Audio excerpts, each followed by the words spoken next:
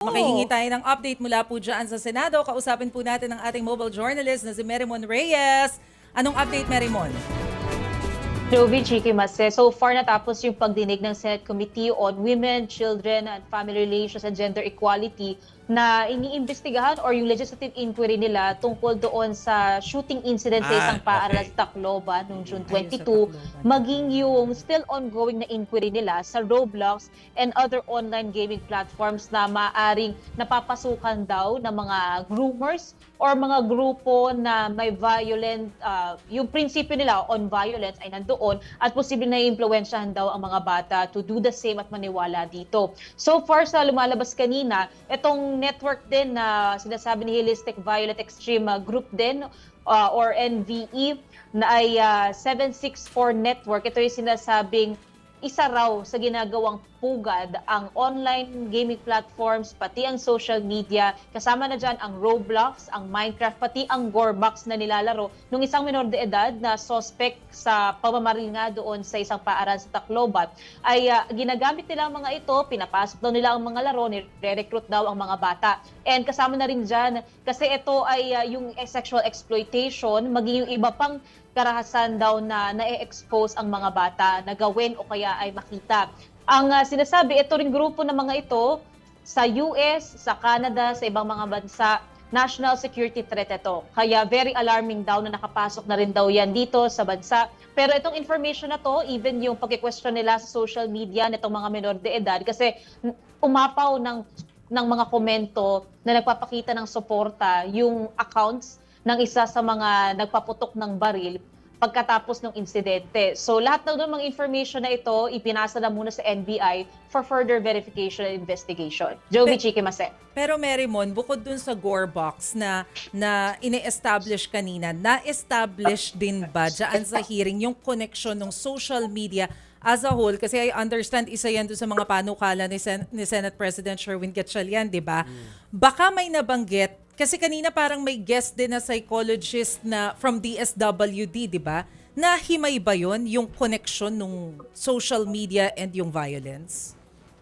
Mase, ang pinag-usapan kasi related dyan, yung exposure daw ng mga bata sa nakikita nila online, yung mga nakakasalamuhan nila, yung nagiging perspective daw nila pagdating sa batas, sa behavior and such. Pero kanina present din sa pagdinig yung representative ng Meta, pati ng TikTok. And ang sinasabi naman nilang assurance nila, sila raw ay mahigpit and priority nila, non-negotiable daw yung child protection. Kaya lahat daw ng content, lahat daw ng account na makikita nilang nagbabad sa community guidelines, na lalo-lalo na pagdating daw doon sa hate speech or behavior na violente, lahat daw yung tinitake down nila at binaban. And so far, ang pangako naman na sinasabi ni Attorney Ibs Gonzalez ng TikTok, they're also working hand-in-hand daw sa PNP, sa NBI. Kaya pag kunwari mayroon daw reports or may info na questionable itong mga nakikita sa social media platforms na yon, agaran naman daw nilang binibigyan ng aksyon. And present din kanina sa pagdinig yung mga kamag-anak din ng mga namatay or naging biktima nga nitong dalawang menor de edad doon sa Tacloban school shooting. And speaking of that, Merimon, aside from them ay present din, actually ito yung medyo naging highlight nung pagdinig kanina, ay yung tsahin naman ng isa sa mga may dala ng baril. Oo, so medyo ano yun pinag-usapan talaga siya. Ano ba, meron bang tono ng pagsisisi? Ano ba ang kanyang tono habang siya'y nagbibigay ng salaysay? Jovi, naka-face mask, tapos naka-jacket. Itong si Sergeant Arla Pasensya. And yung pagsasalita niya kasi kanina, na-question kasi siya una paano raw nakuha ng tsuhin niya. So, or si alias Nash yung kanyang baril. Ang pagpapaliwanag, though shaky yung boses ni Pasensya, siya lang daw may susi, siya lang daw nakatira sa bahay niya, pero pinilit daw na makapasok sa loob itong tsahin niya, na makapasok yung tsahin niya, mabuksan yung locker niya at makuha yung gun box. So in good faith naman daw na alam niyang safekeeping yung ginagawa niya, pero yun nga raw napunta nga doon, nakuha ng bata yung firearm. Sunod nun, kinwestiyon naman siya ni Senator Raffy Tulfo, ni Senator Risa Hontiveros sa reports na dinadala niya rin daw yung bata sa shooting or firing range. Sabi naman dito ni Pasensya, kinonfirm niya. Pero ang sabi niya, isang beses lang daw yun. Pero dahil daw kasi sinabi raw sa kanya nung tsuhin niya na si alias Nash, mataas daw ang tingin niya sa mga pulis tulad ng tita niya at gusto rin daw niya maging pulis one day. Kaya raw dinala niya ito sa firing range. Yun nga lang, kinwestiyon ng mga senador na nag-take siya ng oath niya, so dapat daw maging tapat siya sa lahat ng tinatanong sa kanya. Alam daw ba niya na bawal magdala ng menor de edad sa firing range? Oo. Pero paulit-ulit na sinasagot ni Pasensya na wala raw siyang idea, wala raw siyang alam na bawal pala yun, pero hindi siya naging satisfactory sa panig naman itong mga senador. O kasi hindi naman excuse ang ignorance of the law.